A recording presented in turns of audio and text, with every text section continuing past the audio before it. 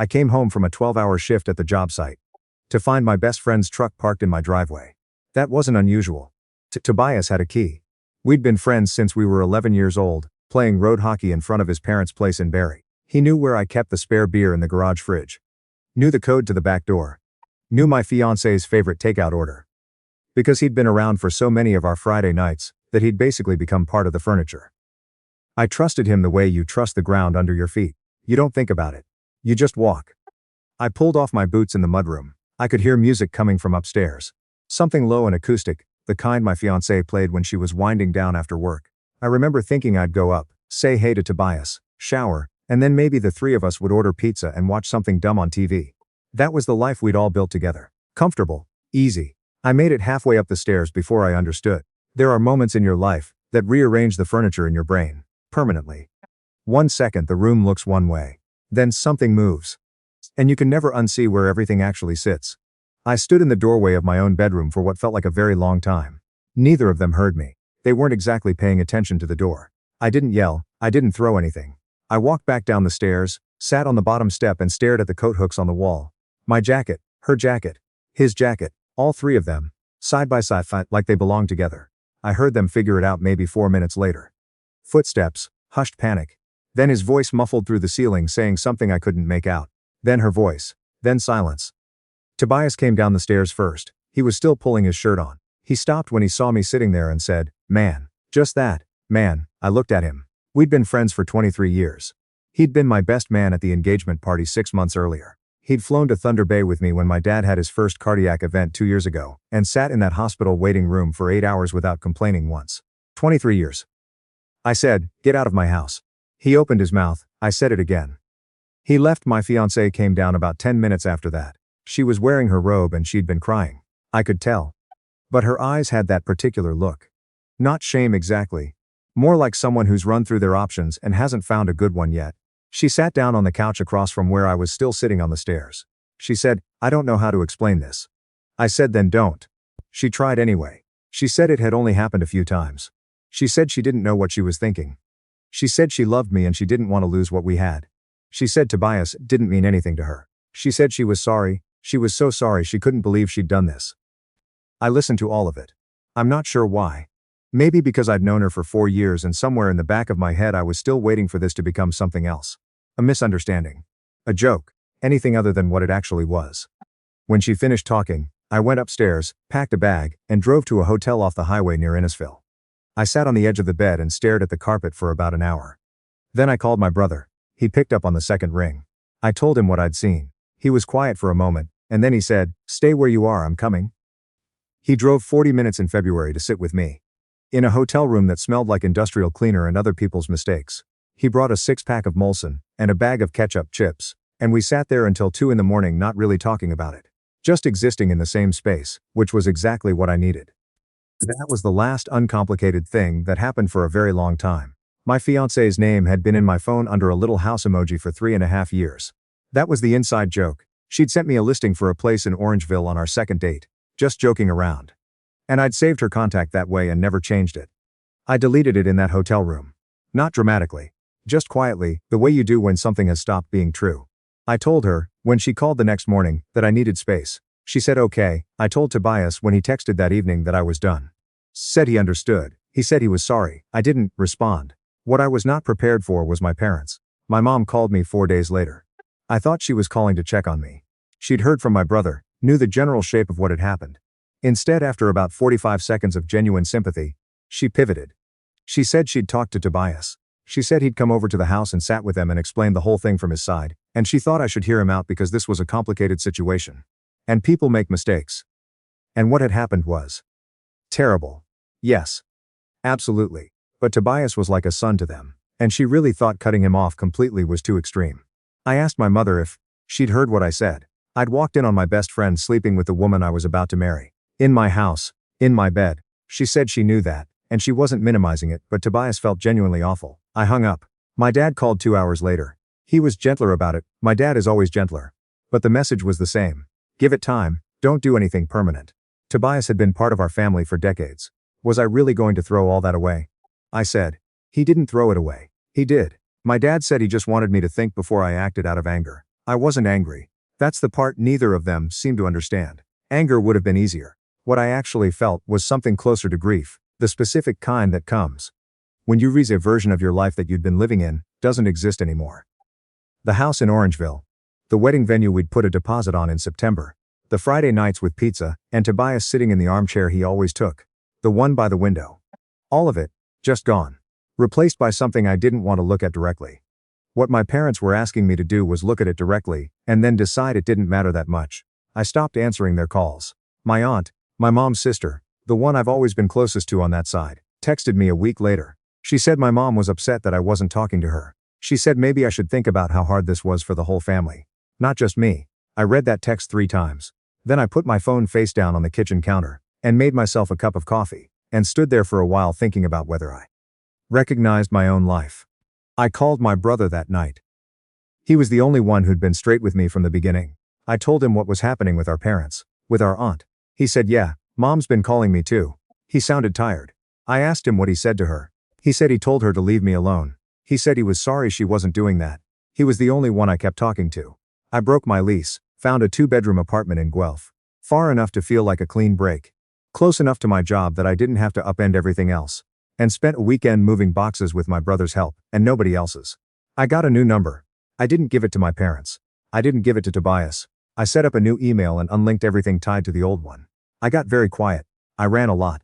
I picked up a shift or 2 at the job site on Saturdays to keep myself busy and too physically tired to think. I went to the grocery store, made dinner, called my brother on Tuesdays, watched hockey on weekends. That was the whole of it.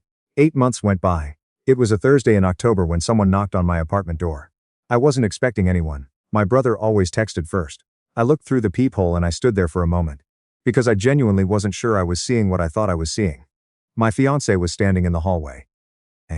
I had no idea how she'd found me. I'd been careful. I stepped back from the door and stood in my kitchen for a few seconds, trying to figure out how I felt, and what I landed on was something between exhausted and curious. Not angry, not hopeful. Just, there she was. I opened the door. She looked different. Not in a dramatic way. Just the way people look when time has passed and things have been hard. She was wearing her gray coat, the one she'd had since before we met. She had dark circles under her eyes, and she was visibly pregnant. I looked at her. I looked at her stomach. I looked back at her face. She said, "I know I'm the last person you want to see." I said, "How did you find me?" She said my mother had given her my address. I processed that information and set it aside for later. I let her in because it was October in Ontario, and she was pregnant, and I wasn't going to make her stand in the hallway. She sat on my couch and I sat across from her, in the chair that definitely wasn't the chair by the window that Tobias used to take in the old house, because nothing in this apartment was from that life. I'd been deliberate about that. She told me she was 26 weeks along. She told me she'd thought long and hard about coming here, and she almost hadn't, but she needed me to know something. She pulled an envelope out of her bag and held it out across the coffee table. "I didn't take it right away," she said. "It's a prenatal paternity result. I had it done at 8 weeks because I needed to know." I took the envelope, the short version. Tobias was not the father. The longer version, the version she told me while I sat there reading the document twice, and then once more. She had also been sleeping with someone else. Someone I didn't know. Had never met. A guy she'd met through work months before I found out about Tobias. She said she knew how it sounded. She said she knew there was nothing she could say that would make any of this okay. She said she hadn't told me at the time because she'd been terrified, and then she hadn't told me after because. She stopped here for a moment, because she'd already lost me, and she couldn't figure out what telling me would accomplish beyond hurting me more. I sat with that. I said, "And now?" She said, "I needed you to know the truth, all of it, I owe you that much." There was a long silence. The kind that doesn't feel awkward, just necessary. I said, "Is he involved, the father?" She said they were figuring it out. He knew. He wasn't disappearing. She didn't know yet what it was going to look like. I nodded. She said, "I'm sorry, for all of it, for what I did to you, for what I took from you. You didn't deserve any of it." I believed her. That's the strange thing, I believed her. Not in a way that changed anything. Not in a way that made me want to move backward, but just as a simple fact. She meant it. Some people apologize because they want something.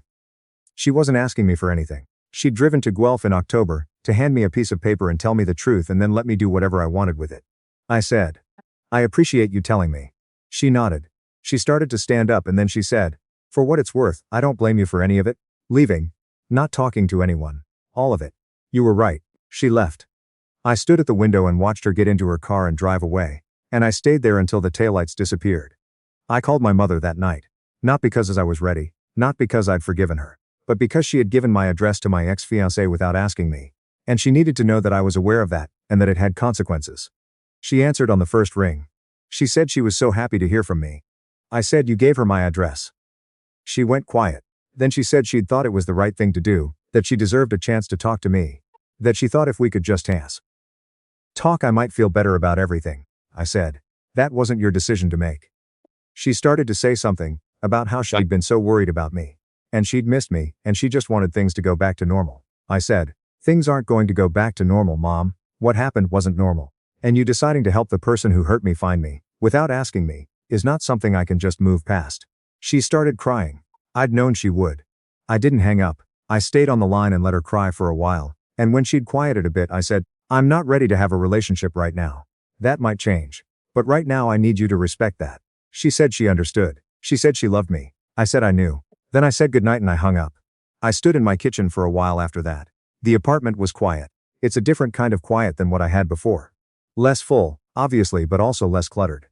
Less noise that turned out not to mean anything. My brother asked me, a few weeks after that, whether I thought I'd ever reconcile with my parents. I told him I didn't know. Probably eventually, I said, in some form, but not the way things were before. Not the Tobias is like a son to us version of them. Not the well he feels really awful version. He said that's fair. I asked him how things were with them from his end. He said fine, mostly. He said our mom had stopped bringing it up to him as much. I said I was glad. I started seeing a therapist in November. Not because I was in crisis, I wasn't. But because I had a lot of material to sort through. And doing it alone in an apartment in Guelph wasn't getting it done. She was practical and direct, and didn't let me perform insight instead of actually having it, which I appreciated. One of the things we talked about was what I actually wanted from the people who'd failed me. Not in a resentment way, just as a genuine question. What would repair look like? If I let it. I thought about it for a while. With my parents, I think what I wanted was for them to be honest about what they'd done. Not that they'd stood by Tobias, exactly, but that they'd treated my pain as something to be managed, rather than something to be witnessed. That they'd been more concerned with preserving a version of family that felt complete to them than with showing up for their actual son in the way he needed. With Tobias, I didn't want anything. That was the honest answer. Not an apology, not an explanation, not a conversation. The thing we had, 23 years of it, had been real. I didn't need to pretend otherwise. But it was done. People I used to know. With my ex-fiancée, I found, when I sat with it long enough, that what she'd done at the end had mattered.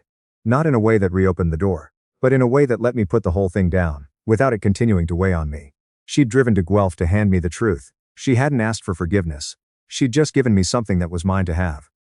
It was a strange kind of decent, given everything. But it was decent. I still run most mornings. I'm still in Guelph. I got promoted in the spring, foreman on a larger project out near Cambridge, which means more hours but also significantly better pay. And the work itself is genuinely satisfying. I cook real food now, which feels embarrassing to admit as a man in his mid-30s, but there it is. I've gotten good at chicken tikka masala, which I make from scratch, and my brother claims it's better than the restaurant version, which I don't entirely believe but choose to accept. I talk to my parents about once a month now. It's careful, and it's quiet, and it's not what we had before. Maybe it'll grow back into something. Maybe that's not what healthy looks like for us, and we'll all have to figure out what does. I'm not in a rush either way. There's a particular kind of damage that comes not from what people do to you, but from discovering who they actually are when they do it. That's the thing I keep turning over. Tobias sleeping with my fiancée was devastating. My parents asking me to absorb it quietly and keep the peace. That was its own thing. A different kind of loss, in some ways a harder one, because I'd never had reason to question them before. I know who I am now in a way I didn't before all of this. I know what I'll walk away from and what I won't. I know what I'm willing to carry and what I'll put down. That's not nothing. It cost more than it should have, but it's not nothing.